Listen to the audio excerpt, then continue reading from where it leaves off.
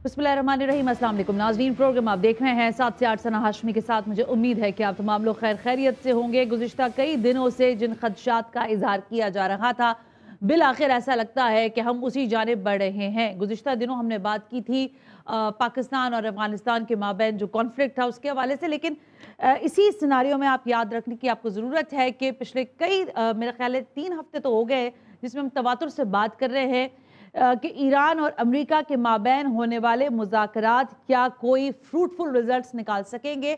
माहिरीन का ये कहना था कि ये शायद कुछ बेहतर जगहों पर जाकर डायलॉग ना रुकें, और हुआ भी कुछ ऐसा ही। गुज़िश्ता रात भी जो स्टेटमेंट्स थे डोनाल्ड ट्रंप के, ऐसा महसूस हो रहा था कि वो बहुत जल्दी में है और कोई बड़ा फैसला करना ही चाहते हैं, लेकिन आज सुबह होते ही ये बड़ा हमला ईरान पर किया गया अमेरिका और इजराइल की जानिब से।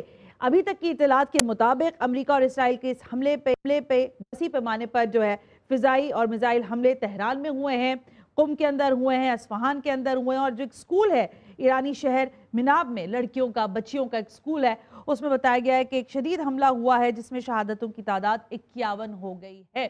अब एक आम सवाल, एक अहम सवाल ये है कि मैं बल्कि पढ़ रही थी, मुझे बड़ा अचंभा हुआ ये कहते हुए और सुनते हुए पढ़ते हुए कि ये कहा जा रहा है कि इजराइल जो है वो कंटेन करवाना चाहता है ईरान को, और वो चाहता है कि पूरी तरह से उसके तमाम जितने भी मामलात हैं, चाहे वो यूरेनियम की अफजूदगी का मामला है, चाहे उसके जो बैलिस्टिक मिसाइल्स हैं उसका मामला है, उसको हर तरह से रोका जाए।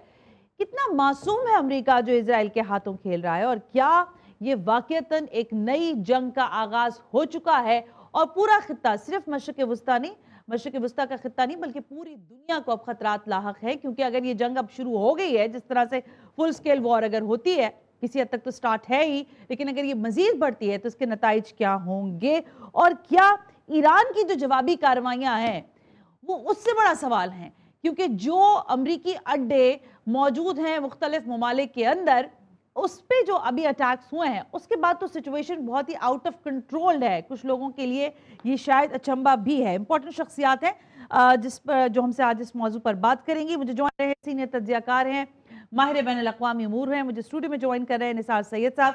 निसार साहब, thank you very much sir, कि बहुत बहुत शुक्रिया आपने वक्त निकाला। मुनव्वर हुसैन माहिर आलमी अमूर हैं, उनसे भी जरा तबसरा तज्जिया लेंगे कि वो आज के हालात में अब क्या देख रहे हैं, क्या फोर्सी कर रहे हैं। ईरानी सहाफ़ी हैं जॉन हुसैन, हमारी रिक्वेस्ट है क्योंकि सिचुएशन इतनी अच्छी नहीं है ईरान के अंदर, बट हम कोशिश करेंगे कि जरा जॉन से भी राब्ता हो सके। निसार सैयद साहब, एज पर द एक्सपेक्टेशन हुआ है या इट्स समथिंग लाइक हैपन जो हमें पता नहीं था और अचानक से हो गया? जी, जब पहली दफ़ा जब ईरान और इसराइल की जंग हुई थी पिछले साल, तो इसी प्रोग्राम में हमने यहाँ पे डिस्कस किया था कि ये जंग अभी नामुकम्मल है, एक जंग और होनी है। ऑलराइट, ठीक है। और ये जो मुज़ाकरात थे, और ट्रंप की ख्वाहिश भी थी किसी तरीके से मुज़ाकरात के लिए उसको एक फेस सेविंग मिल जाए, और उसने पूरी कोशिश भी करी, लेकिन आपने देखा कि उसी दौरान एब्स्टेन फाइल रिलीज़ होना शुरू हुई, जिसमें एक मेन टारगेट जो है उसमें ट्रंप खुद बना। और ये इनका स्टाइल है ज्यूज़ लॉबीज़ का या ज़ायनिस्ट का कि वो इस तरह के इकदाम करते हैं कि अमरीकी सदर को या एस्टेब्लिशमेंट के लोगों को प्रेशराइज करने के लिए कभी मोनिका लेविन्स्की स्कैंडल आ जाता है, कभी एब्स्टेन फाइल आ जाती है, कभी ना कोई काम वो कर कर अपने मकासद को हासिल करना चाहते हैं। ट्रंप जिस नारे के साथ इक़्तिदार में आए थे वो था अमेरिका फर्स्ट, लेकिन इस अटैक के बाद लगता है कि अमेरिका फर्स्ट नहीं बल्कि इसराइल फर्स्ट है अमेरिका के लिए, और ये साबित होता रहा है कि अमेरिका ने हमेशा इसराइल को पैम्पर करने की कोशिश की है, वरना इस इसराइल के अंदर तो किसी भी मुस्लिम मुल्क से लड़ने और खासतौर पर ईरान से लड़ने की 1 घंटे की सलाहियत मौजूद नहीं है। इसलिए आपने देखा कि नेतन्याहू गुज़िश्ता 1 महीने में 2 दफ़ा अमेरिका भागे, और उन्होंने वहाँ पे ट्रंप को और उनके एडमिनिस्ट्रेशन को कन्विंस करने की कोशिश की कि वो फौरी तौर पर ईरान पे हमला करें, ताकि ईरान का जो ख़तरा वो कहते आए हैं गुज़िश्ता 30 सालों से कि वो 3 दिन बाद एटम बम बना रहा है, 1 हफ्ते बाद एटम बम बना रहा है, वो एटम बम बना लेगा। ईरानी मुज़ाकरातकारों ने इस दफ़ा बहुत वाज़ेह तौर पर कहा कि उनके यहाँ एटम बम बनाना हराम है, वरना वो कब का बना चुके थे। वो इनरिचमेंट के लेवल पे हैं कि वो एटम बम बना सकते हैं, लेकिन वो इसको इंसानियत के लिए ज़र्रा समझते हैं, उनके यहाँ फतवा मौजूद है, वो नहीं बनाना चाहते। इसी बुनियाद के बावजूद वो मुज़ाकरात की एक जगह पर पहुंचे, लेकिन असल में अमेरिका, इसराइल का या मगरबी ताकतों का हदफ ईरान का एटमी प्रोग्राम भी है, ईरान का मिसाइल प्रोग्राम भी, लेकिन सबसे अहम ईरान का निज़ाम है। वो निज़ाम जो उनके आगे सरनगू होने के लिए तैयार नहीं है, वो निज़ाम जो फ़लस्तीनियों की हिमायत करता है, वो निज़ाम जो इनके सामने सरनगू होने की बात कर नहीं तैयार करता, नहीं है, ठीक है। तो इसलिए उनको इस निज़ाम को ख़त्म करना था। इस निज़ाम को ख़त्म करने के लिए उन्होंने क्या किया, पहले एक मुजाहिरों के सिस्टम को हाईजैक करने की कोशिश करी और उस वो जो मुजाहिरीन थे जी, जी। वो असल में महंगाई के खिलाफ निकले थे जी, जी, जी। वहां पे, लेकिन उसके ऊपर हाईजैकर्स आए जिन्होंने उसको हाँ, वो इन्फ्लुएंस एक किया, अपना पूरा एपिसोड लेकिन था उसके वो। बाद ईरानियों ने जब उसको कंट्रोल किया बहुत अच्छे अंदाज से और लाखों की तादाद में प्रो रेवोल्यूशन प्रो निज़ाम लोग निकले, तो इन्होंने उसके बाद जो दूसरी चाल बनाई वो ये कि ईरान सरेंडर करे। और सरेंडर क्या करे, अपने मिसाइल प्रोग्राम को 300 किलोमीटर की रेंज तक लेकर आ जाए, यानी एक सूबे से दूसरे सूबे तक मारने के लिए, यानी आप इसराइल के लिए खतरा ना रहें और इसराइल के सामने आप भी दीगर मुस्लिम ममालिक की तरह तरने वाला बन जाएं। दूसरा, आप इनरिचमेंट मुकम्मल तौर पर खत्म करें और जो इनरिचमेंट आपके पास मौजूद है उसको किसी थर्ड कंट्री के अंदर शिफ्ट करें, यानी इनरिचमेंट से आप अपने मुल्क के लोगों को फायदा ना दें, आप अपने मिसाइल प्रोग्राम ना चलाएं, आप अपने हॉस्पिटल ना चलाएं, आप अपनी दवाइयों को ना चलाएं, यानी आप अपना बिजली घर ना चलाएं, बल्कि आपको ये हक ही नहीं है कि आप इनरिचमेंट करें। इसराइल एटमी ताकत बन सकता है लेकिन किसी मुस्लिम मुल्क को ये हक हासिल नहीं देना चाहते, जबकि वो एटमी इनरिचमेंट की बात करता है। तीसरा, आप मज़ाहमती तंजीमों की हिमायत खत्म करें, यानी आप फ़लस्तीन की हिमायत खत्म करें और वो मज़ाहमती तंजीमें जो इसराइल के नजिस वजूद के खिलाफ खड़ी हुई हैं उनकी हिमायत खत्म करें। चौथा ये कि आपके यहाँ का जो सिस्टम है वो हमें नहीं चाहिए। भाई आप कौन होते हैं किसी मुल्क के अंदर भी रिजीम चेंज डिक्टेटरशिप के जरिए, यानी डिसीजन मेकिंग के लिए। आज भी आपने ट्रंप को देखा है कि उसने कहा है कि आज रात ईरानी अवाम के लिए ये मौका है कि वो जो है वो निज़ाम तब्दील करें, मैंने अपने हिस्से का काम कर दिया है, इससे पहले कोई अमेरिकी सदर ये काम नहीं कर सका, ठीक है। तो ये एक जो प्लांटेड काम था अमेरिका और इजराइल का, पहले हमला इजराइल ने किया, साथ अमेरिका उसके साथ हो गया, लेकिन आप देख सकती हैं कि जो ईरानियों ने रिटेलिएशन दिया है वो बहुत ही एग्रेसिव है, बहुत ही जो हॉरिफाइड है, और उसने तल अवीव को हिला दिया, हैफा को हिला दिया, और खित्ते में मौजूद जो अमेरिकन बेसिस थी, 2 बेसिस कह रहे हैं भी टारगेट की हैं, एक कतर में टारगेट की है, एक कुवैत में टारगेट की है, एक अबू धाबी में करी है, एक बहरीन में करी है, यानी ये 5 से 6 इलाकों को उन्होंने टारगेट किया है। और ये मैसेज वो पहले दे चुके थे कि अगर हमारे खिलाफ हमला हुआ तो हम अमेरिकन इंस्टॉलेशन जो इन खित्तों में मौजूद हैं वहां हमला करेंगे, या तो ये जगह खाली करा लें अपने मुल्क से, इन लोगों को भेज दें अमेरिकन को, वरना बसूरत दीगर इसको अमेरिकन अमलाक समझ के इसको नुकसान पहुंचाया जाएगा, और उन्हें पहुंचाया है। अच्छी बात कह रही है निसार से। ये सब यहाँ यहीं तक मैं डिबेट लाना चाह रही थी। मुनव्वर हुसैन साहब ने भी हमें ज्वाइन कर लिया। मुनव्वर साहब, thank you very much for joining us sir, बहुत बहुत शुक्रिया। बहुत हालात मेरा ख्याल है गंभीर होते जा रहे हैं, कुछ निशानदेही की है निसार सैयद साहब ने चीजों की, लेकिन हम जरा लुक फॉरवर्ड होकर देखना चाहते हैं। फतह खैबर के नाम से ये ऑपरेशन लॉन्च कर दिया अब ईरान ने। ईरान के सुप्रीम लीडर आयतुल्लाह खामनाई के घर पर, उनके दफातर पर, हेडक्वार्टर्स पर भी हमले किए गए, मिसाइल हमले किए गए, लेकिन वो जाहिर है बाहिफाजत हैं, वो मौजूद ही नहीं थे वहां पर।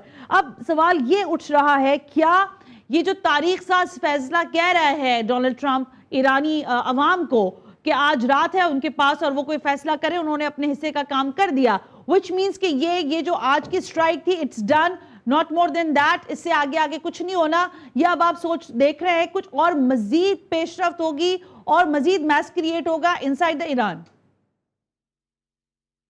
सना, पहले तो बहुत शुक्रिया, आपने प्रोग्राम के अंदर मदू किया। इंटरनेशनल पॉलिटिक्स बड़ी कॉम्प्लेक्स होती है, जो बाज़ाहिर दिखता है वो होता नहीं है। और इंटरनेशनल पॉलिटिक्स की अगर आप हिस्ट्री देखें तो कॉमन ट्रेंड्स जो उभरते हुए नजर आते हैं वो ये कि जब भी एक निज़ाम से दूसरे निज़ाम में तब्दीली रूनुमा होती है तो उससे पहले क्योस होता है, क्राइसिस होता है, वॉर होती हैं। Let me give you some examples कि जिस वक्त कंसर्ट ऑफ पावर था और उसने डीरेल होना था तो 30 years war, first world war, second world war, और बायपोलैरिटी के अंदर तब्दील हुआ। बायपोलैरिटी से अब यूनिपोलैरिटी पे जाना था और इस सिस्टम ने डीरेल होना था, तो फिर आपने देखा अफगानिस्तान के अंदर, वियतनाम के अंदर, कोरिया के अंदर वॉर्स हुई, एक सीरीज ऑफ वॉर थी। लिहाजा अब यूनिपोलैरिटी से ऑक्टेगोनल मल्टीपोलर वर्ल्ड में हम दाखिल हो रहे हैं, और जो मौजूदा निज़ाम है इस निज़ाम ने नए पावर्स को जन्म दिया है। चाइना है, रशिया है, ब्राजील है, साउथ अफ्रीका है, मिडल रेंज पावर है, पाकिस्तान, तुर्की, ईरान, सऊदी अरब, इंडोनेशिया, मलेशिया, इजिप्ट। अब ये वो निज़ाम आ गया है जिसको ऑक्टेगोनल मल्टीपोलर वर्ल्ड कहा जाता है। ऑक्टेगोनल से मुराद ये कि इसमें सिर्फ रियासतें नहीं हैं, इसमें इंटरनेशनल ऑर्गेनाइजेशंस हैं, कारपोरेशंस हैं, मिलिटेंट ग्रुप्स हैं। आपको क्या लगता है कि हमास, हिजबुल्लाह, अशद सेबी, Ansarullah, they are playing very important role in international politics. तो सिर्फ रियासतों के हाथ में नहीं है अब मामला। तो लिहाजा उससे पहले क्योस है, और क्योस क्यों दिया जा रहा है? Because it suits America. होगा न रशिया और चाइना रूल कर पाएगा, ना ऑर्डर होगा मिडल ईस्ट के अंदर ईरान, तुर्की, सऊदी अरब, पाकिस्तान एक स्ट्रक्चर बना पाएंगे। लिहाजा उसका मफाद ये है कि चाइना के पावर को, उभरती हुई ताकत को कंटेन करें। उनका आर्ग्यूमेंट ये था कि $19 ट्रिलियन से चाइनीज इकोनॉमी सरपास करेगी तो मिलिट्री मसल्स बनाएंगे, एरिया ऑफ इन्फ्लुएंस बनाएंगे। और ईरान से जो असल डिमांड है, अमेरिका का मफाद ये नहीं है कि ईरान का न्यूक्लियर प्रोग्राम खत्म हो जाए, मिसाइल प्रोग्राम की रेंज खत्म हो जाए, जो रेजिस्टेंस मूवमेंट है उनको रोक दे ईरान, उनकी सपोर्ट करना छोड़ दे। बाजार ये नैरेटिव है, लेकिन एक्चुअल मिशन ये है कि चाइना के साथ कोऑपरेशन न करें, तेल की सप्लाई न करें, चाइना का इन्फ्लुएंस मिडिल ईस्ट में न बढ़ने पाए, हमारे साथ आप तेल का कारोबार करें। इसी वजह से ईरानियों ने ऑफर भी दी कि कुछ एरियाज में हम आपको इन्वेस्टमेंट के लिए खोलते हैं, जबकि इजराइल का मकसद है डीरेल करना मौजूदा जो स्ट्रक्चर है मिडिल ईस्ट का, ताकि ग्रेटर इजराइल वजूद के अंदर आए। और लिहाजा 4 ममालिक उसकी राह में रुकावट हैं, जिसमें पाकिस्तान, ईरान, तुर्की और सऊदी अरब। और यही वजह है नफ्ताली बेनेट ने, एक्स प्राइम मिनिस्टर ने पिछले वीक में बयान दिया कि जनाब बात असल ये है कि सिर्फ ईरान थ्रेट नहीं है, तुर्की, सुन्नी सऊदी अरब, न्यूक्लियर पाकिस्तान और फिर कतर का पैसा, ये नया थ्रेट है। और यहां तक कि इजरायली ऑफिशियल्स को पेरोल पे लिया जा रहा है। और फिर लास्ट में पॉइंट आपके सामने रखूं कि नरेंद्र मोदी का जाना, हेक्सागन अलायंस का जो है इजहार करना, उसका मकसद ये था कि अब शिया सुन्नी डिवीजन नहीं, शिया और सुन्नी दोनों थ्रेट है इजराइल के लिए। इजराइल को थ्रेट था सीरिया से, सीरिया बम हुआ। इजराइल को थ्रेट था इराक से, इराक बम हुआ। लेकिन ये जो मज़ाहमती तहरीकें हैं, मैं आपकी तरफ दोबारा आती हूँ निसार से, ये जो मज़ाहमती तहरीकें हैं जिनके लिए ज़ाहिर है अंसारुल्लाह का है और बाकी सारों के नाम हम ले सकते हैं, क्या ये भी इसमें कोई कंट्रीब्यूट करेंगी इस सिचुएशन के अंदर? क्योंकि अब तो ज़ाहिर है वॉर तो है ना, एक तरह से ईरान उनको सपोर्ट करता रहा है, फलस्तीन के अंदर भी करता रहा, फिर अदरवाइज अब ईरान के ऊपर एक बुरा वक्त है। आपको लगता है कि वो सारी तहरीकें भी कोई कंट्रीब्यूशन देंगी? जी, ये सारा सेंट्रलाइज कमांड के तहत होगा। इससे पहले भी 12 रोज़ा जंग जो ईरान की थी, तो ईरान ने इन अपनी मज़ाहमती तंजीमों को, जो उनकी अलाइस ऑर्गेनाइजेशंस हैं, उनको कभी इस्तेमाल नहीं किया अपने कामों के लिए, बल्कि ईरान उनको आज़ाद रखना चाहता है कि वो अपने फैसले अपने अवाम और अपने मुल्क के मुताबिक करें। ऐसे ही। लेकिन चूंकि ये एक जंग है और ऑल आउट वॉर की तरफ जारी है सूरत हाल, तो अंसारुल्लाह, हिजबुल्लाह, हशद शाबी और आप कह सकती हैं कताइब हिजबुल्लाह, हमास, अभी अल-क़साम ब्रिगेड का भी आपने देखा पैगाम चल रहा है, जो फ़लस्तीन की रेजिस्टेंस है, उन्होंने कहा है कि वो इस जंग में कूदने के लिए तैयार हैं। तो इजराइल को, अमेरिका को ये एक आसानी से चीज़ें हज़म नहीं होनी है। देखें, वो चाहते हैं कि जो मदर ऑफ़ ऑल फोर्सेस है वो ईरान है, जो रेजिस्टेंस फोर्सेस का जो हेड क्वार्टर है वो ईरान है, वो ईरान को किसी तरीके से वहाँ पर अपने कोई पपेट्स को लाके बिठाएं, ताकि एक ऐसी हुकूमत बने जिसके ज़रिए वो अपनी मर्ज़ी का ईरान चलाएं, जो किसी मज़ाहमती तंजीम को सपोर्ट ना करे, जो फ़लस्तीन कॉज की बात ना करे, जो इसराइल के लिए थ्रेट ना बने। तो उनकी एक बेसिक नुक्ता ये कि ईरान का जो मौजूदा रिजीम है, जो उनके सामने सरेंडर नहीं कर रहा है, जो मज़ाहमत को सपोर्ट करता है, जो आज़ाद फ़लस्तीन की बात करता है, वो उसको टॉपल करें, उसके सिस्टम को ख़त्म करें, डीरेल करें। अब जब तमाम चीज़ों में वो नाकाम हो चुके हैं, तो आज उन्होंने दोबारा ये ऑपरेशन किया और ट्रंप ने कहा कि हम इस सिस्टम को ही ख़त्म करना चाहते हैं। आज भी उसने अपने बयान में इसी बात का अदा किया है, सेम 19-20 करके यही बात जो है नेतन्याहू ने करी है। बिल्कुल ठीक है, मेरे सामने है ये बयान भी, मुझे एक ब्रेक लेने का कहा जा रहा है। लेकिन सवाल ये है कि ईरान की अवाम, क्योंकि असल सवाल तो ये है कि जिस चेंज की बात कर रहे हैं, जिस तरफ इशारा कर रहे हैं निसार साहब, वो भी एक इम्पॉर्टेंट पॉइंट है। जिस तरफ मुनव्वर साहब ने बताया कि ज़ाहिर तेल के जो मामलात हैं उसमें भी, जो खरीदो फरोख्त है उसके मामलात में भी अजारादारी ख़त्म करना चाहता है अमेरिका, चाहता है कि वही उसकी अजारादारी उसकी कायम रहे। तो क्या इन मामलात में अगर हम ईरान जो इम्पोर्टेंट है, जो हेड क्वार्टर है, अगर वो ज़ाहिर हिट हो चुका है तो अब उसके साथ कैसे मामलात होंगे? सवाल हमारा सादा सा ये है कि क्या ये मामला यहाँ रुक गया, बस खत्म, थैंक यू हो गया, या अब ये मामला और मजीद एक्सक्लेट हो सकता है, या मजीद इसमें कुछ और चीजें रह गई हैं? Right after this break. Welcome back नाज़रीन, हम ब्रेक पर थे। इंपॉर्टेंट मामलात हैं, दुनिया जो है एक तब्दीली की तरफ बढ़ती हुई महसूस हो रही है, दिखाई दे रही है। ईरान पर अमेरिका और इजराइल के हमले के बाद बहुत सारी चेमगोइयां और सवालात तो हैं, लेकिन सबसे अहम सवाल यह है कि डोनाल्ड ट्रंप जब ये कहते हैं, मुनव्वर हुसैन साहब, कि ये कई दिनों तक जंग चल सकती है, और उसमें जाहिर है वो उस पेस को डिसाइड करना उनके ही हाथ में है। फिर इधर ईरान ने जिस तरह का जवाब दिया है, यानी अमेरिकन बेसिस जहां जहां हैं उसको उन्होंने टारगेट किया है। अगर ये सिलसिला ऐसे ही चलता रहेगा तो फिर आप इसको किस तनाजुर में देख रहे हैं? मजीद क्या खदशात उभर सकते हैं इस तरह की चीजों के बाद? सना, अमेरिका लंबी वॉर अफोर्ड ही नहीं कर सकता। ऑलराइट। मिसाल के तौर पे पेंटागन ने इस बात की बड़ी वजाहत की थी कि उनके पास जो एम्यूनेशन है वो 7 to 10 डेज का है, तो इससे ज्यादा वो एम्यूनेशन इस्तेमाल नहीं कर सकते, पहली बात। दूसरी बात, जो अमेरिकन इकोनॉमिक कंडीशन है, 38+ ट्रिलियन डॉलर की मकरूज है, 6 बिलियन डॉलर योमिया कर्ज बढ़ रहा है। तीसरी बात यह कि अमेरिका की जो पब्लिक ओपिनियन है वो सिवियरली इस वक्त प्रेसिडेंट ट्रंप की इंटरवेंशनिस्ट पॉलिसी के खिलाफ है, और इस हाँ, वक्त जो पॉपुलैरिटी है प्रेसिडेंट ट्रम्प की वो लोएस्ट है in the history of president Trump's political record. 50 point से वो 18 पॉइंट के ऊपर इस वक्त खड़ी हुई है। मेगा कॉन्स्टिट्यूएंसी डिमांड कर रही है कि आप अमेरिका फर्स्ट रखें, न कि इजराइल फर्स्ट पॉलिसी रखें। और फिर इसके साथ साथ जो रीजनल कंट्रीज हैं, गो कि कतर ने कहा है कि हम अपना राइट रखते हैं कि ईरान के खिलाफ एक्शन लें, लेकिन मुझे पता है, आपको पता है कतर की क्या हैसियत है, यूएई की क्या हैसियत है। ये बुर्ज खलीफा अभी खाली करवा दिया गया है, ब्रेकिंग न्यूज आ रही है। बुर्ज खलीफा गिरता है तो यूएई नजर नहीं आएगा कहीं भी। तो वहां पे जो मैटर करते हैं ममालिक, वो सऊदी अरब है, वो इजिप्ट है, बाकी ममालिक न होने के बराबर हैं इस वक्त।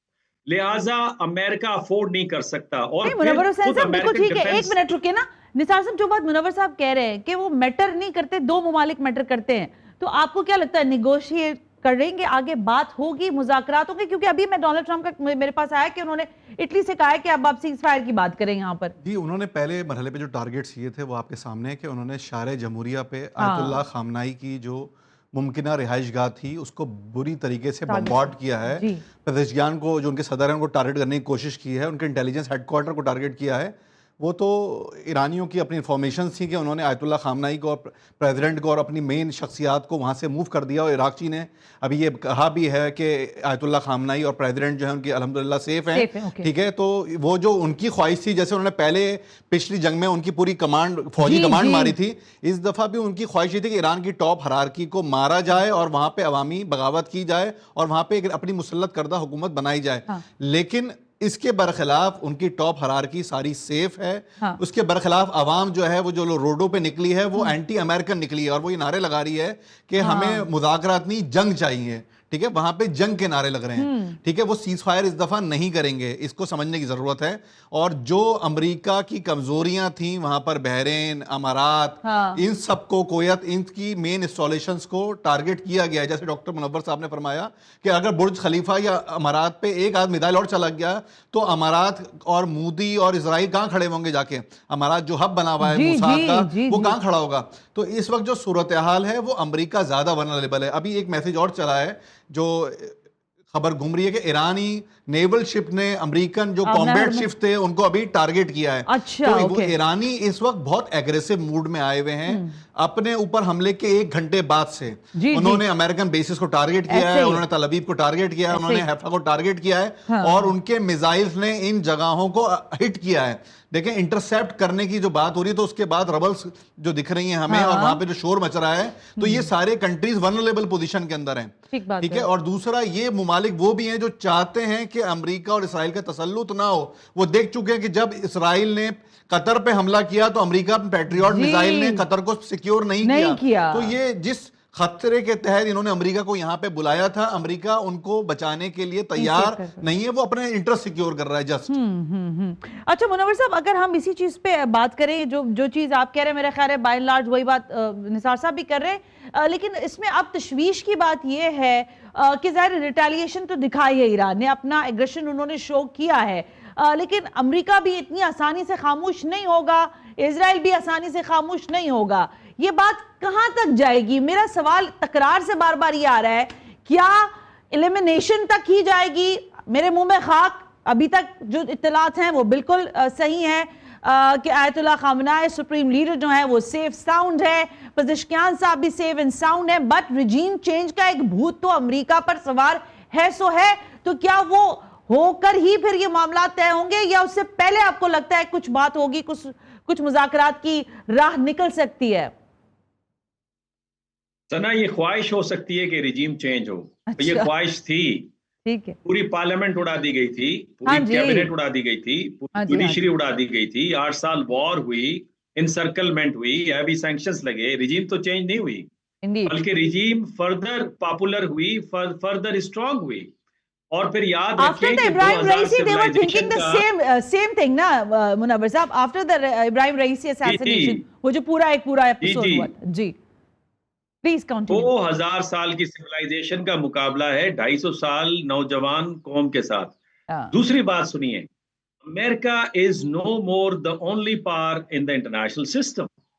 ये बात हमें समझनी चाहिए और डिक्लाइनिंग मोड के अंदर है, ये भी आपको समझना चाहिए। अमेरिका के अंदर इनोवेशन नहीं है। अब आउट ऑफ 65 टेक्नोलॉजीज 58 में चाइना लीड कर रहा है। ईरान सेल्फ रिलायंस की पॉलिसी पे अपना उसका बैलिस्टिक मिसाइल और ड्रोन सिस्टम है। लेकिन सर उसके साथ लेकिन एक मिनट ना मुनव्वर साहब, उसके काउंटर में लोग ये बात मैं मानती हूँ, आज जो आप डाटा दे रहे हैं 100% बिल्कुल ठीक है, लेकिन उसके साथ एक इजराइल भी तो लगा हुआ है ना, उसका बगल बच्चा, वो तो टेक्नोलॉजी में भी आगे है। उसके पास जो इस वक्त की कमांडिंग चीजें हैं वो भी उसमें जाहिर है बहुत साउंड है। उस पर लोग कह रहे हैं कि वो उसके जिसे कहते हैं ना पैरों पर चढ़कर या कंधों पर चढ़ के ही सारी कार्रवाइयां कर रहा है। अमेरिका के अपने पल्ले तो जाहिर है इतना कुछ नहीं रह गया। You are absolutely right. International relations की जो हिस्ट्री देखेगा ना तो उसे ये समझ आ जाएगी। अगर इजराइल इतना पावरफुल है, 2 सालों से हमास को डीवेपनाइज नहीं कर सका, जबकि 6 दिनों में पूरे अरब वर्ल्ड को उसने शिकस्त दी थी 67 और 73 में। इसका मतलब इजराइल वो नहीं है। इजराइल की जो moral, legal, political, economic support Europe से आती है वो तकरीबन नापेद हो रही है, जिसका इजहार प्रेसिडेंट ट्रंप ने हनुका सेलिब्रेशन व्हाइट हाउस के अंदर किया। इसके साथ ना देखिए, मैं बहुत इंपॉर्टेंट एग्जांपल देने लगा हूं। अमेरिका अपने पार के पीक पे था 1970s में। वियतनाम वॉर होती है। वियतनाम के पीछे फार्मर सोवियत यूनियन सिर्फ खड़ा होता है। वियतनामियों ने 58,228 लाशें दी अमेरिका को। 1200 से 2000 मिसिंग थे अमेरिकन सोल्जर्स, और अमेरिका को एम्बैरेसमेंट बर्दाश्त करनी पड़ी, वहां से निकलना पड़ा। सवाल ये पैदा होता है कि ईरान के पीछे 2 ताकतें हैं, रशिया और चाइना। रशिया ने एयर डिफेंस सिस्टम दिया है, बैलिस्टिक मिसाइल। आपको क्या लगता है खुरम 4 जो है ये ओशियानिक टेक्नोलॉजी है रशिया की, जो हाइपरसोनिक बैलिस्टिक मिसाइल है, और दुनिया में हाइपरसोनिक बैलिस्टिक मिसाइल का तोड़ नहीं। आखिरी पॉइंट ना, मुझे बताइए 12 दिनों की जंग में 7 layers of air defence system ने क्यों नहीं काम किया, और ईरानी ड्रोन्स को और जो बैलिस्टिक मिसाइल्स हैं उनको पेनिट्रेट क्यों करने दिया। इसी पे कर्नल डगलस कहते हैं कि Iran has capability to flat whole of Israel within 48 hours. मेरा ख्याल है अंडर एस्टिमेट किया। और मैं एक जुमला कहने लगा हूं कि ग्रेट गेम पॉलिटिक्स में अमेरिका ट्रैप हो गया है। अमेरिका को ट्रैप नहीं होना चाहिए था। प्रेसिडेंट ट्रंप को बिजनेस के जरिए से, सफारतकारी के जरिए से चलना चाहिए था। और एक सीरीज है सफारतकारी में धोखा देने की। आप बातचीत कर रहे हैं, कासिम सुलेमानी को टारगेट कर रहे हैं। आप बातचीत कर रहे हैं चौथे राउंड में और ईरानी न्यूक्लियर प्रोग्राम पे टारगेट कर रहे हैं। आप बातचीत कर रहे हैं और चौथे राउंड का ऐलान कर रहे हैं कि जुम्मे को होगा, और दोबारा आप हमला कर रहे हैं और फिर उसको एक्सेप्ट कर रहे हैं कि हमने सदर पचक्शियां और रैबर को टारगेट किया है। आयतुल्ला सीस्तानी के बयान को आप किधर देखती हैं कि अगर आयतुल्ला खामनाई के ऊपर अटैक हुआ तो फिर हम भी फतवा देंगे। दाइश पूरी इराक से बाहर एक फतवे पे गई थी। तो मैं ये अगेन कह रहा हूं, ऑक्टेगोनल मल्टीपोलर वर्ल्ड में हशद शेबी, अंसारुल्लाह और बाकी आर्म फोर्सेस जो हैं, जिनके जखीरे पड़े हैं, जो राइडिंग हैं, और मैं कहता हूं ये बेहतरीन टाइम है हमास के पास। This is a golden chance, this is a golden chance for Hezbollah के स्कोर सेटल करे with the Israel, because American नहीं रुकेंगे। जो न्यू स्ट्रेटेजी है प्रेसिडेंट ट्रंप की, मिडिल ईस्ट को छोड़ना है, और ये ट्रैप हुए हैं इजराइल की blackmailing, Epstein file, evangelical pressure, neocons का pressure. It's a deliberate act. They are, मतलब वो कहते हैं ना, दिखाते कुछ है और होता कुछ है। निसार से ये सब, अगर एक जाने ये कोई दो बदू लड़ाई 2 ममालिक की नहीं है, बाकी ममालिक भी अब इसकी लपेट में आ ही रहे हैं ना। जाहिर है जब अमरीकी अड्डे मुख्तलिफ ममालिक में टारगेट होंगे तो वो भी लपेट में आएंगे।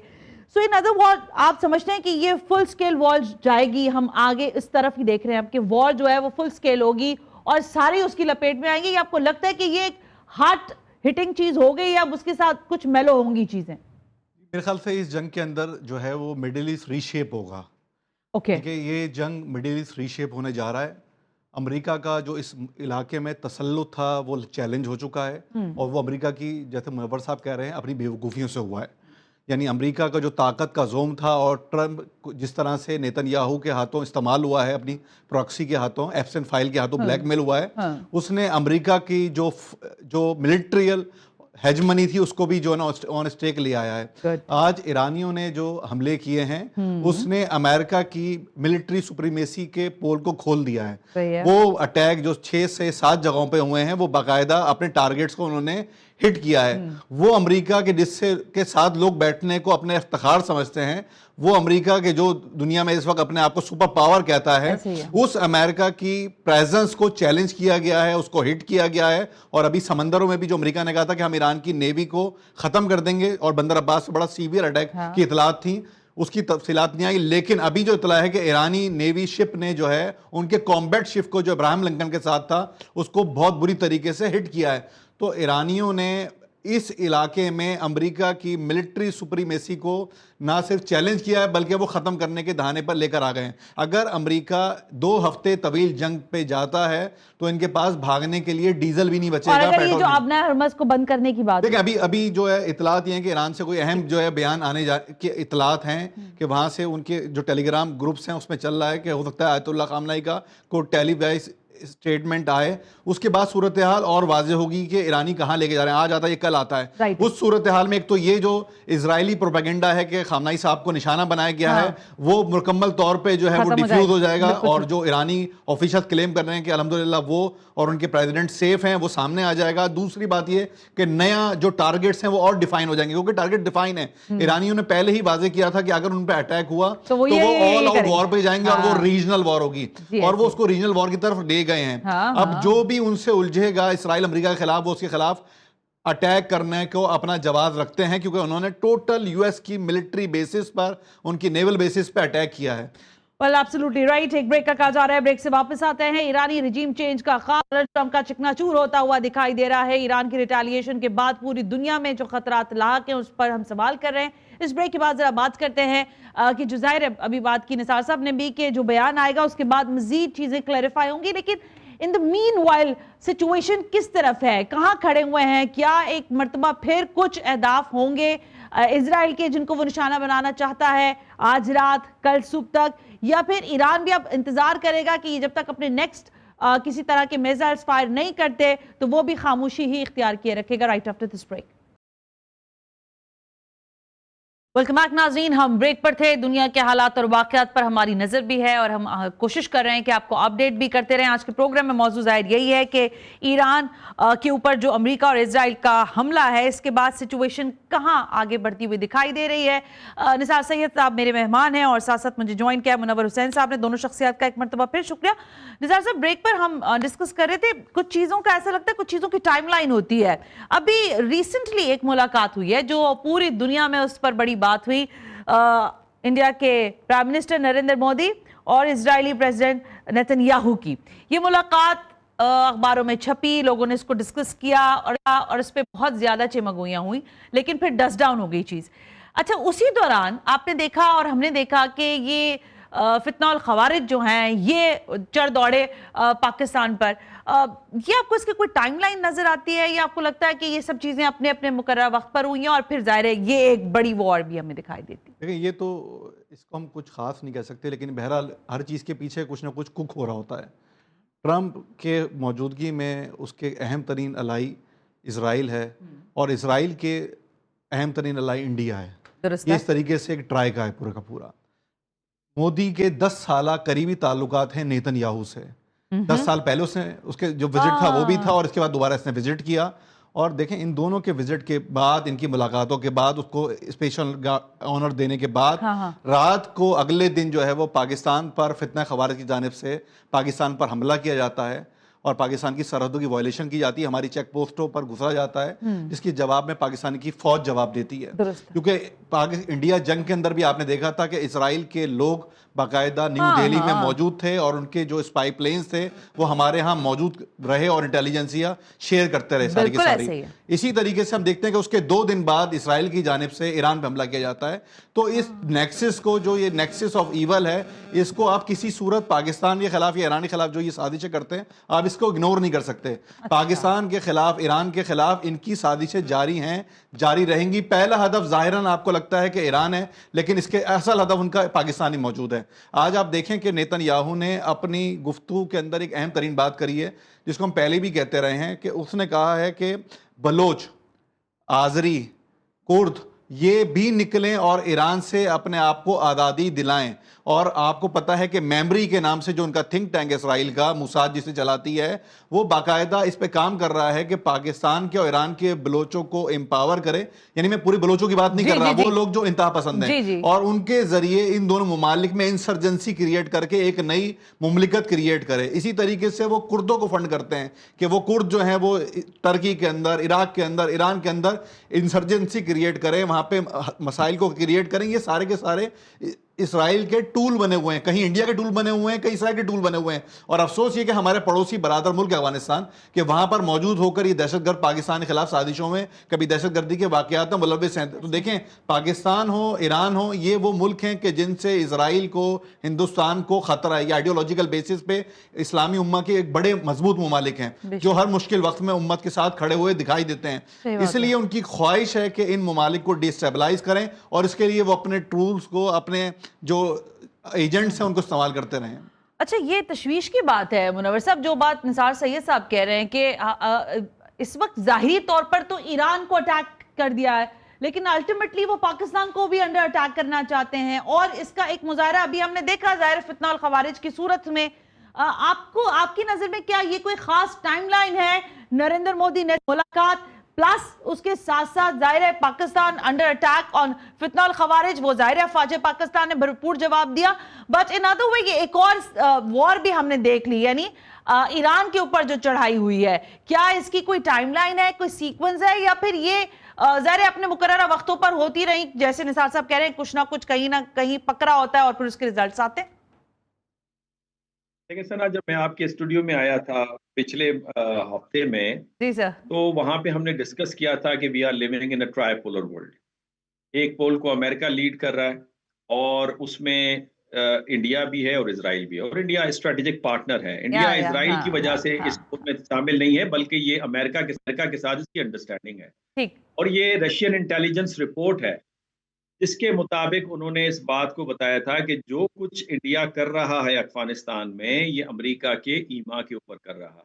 बिकॉज अमेरिका नीड्स क्योस होगा तो east west corridor, north south corridor नहीं आपस में कनेक्ट होंगे, जहां पे गवादर और चाबहार इंपॉर्टेंट पोर्ट्स हैं।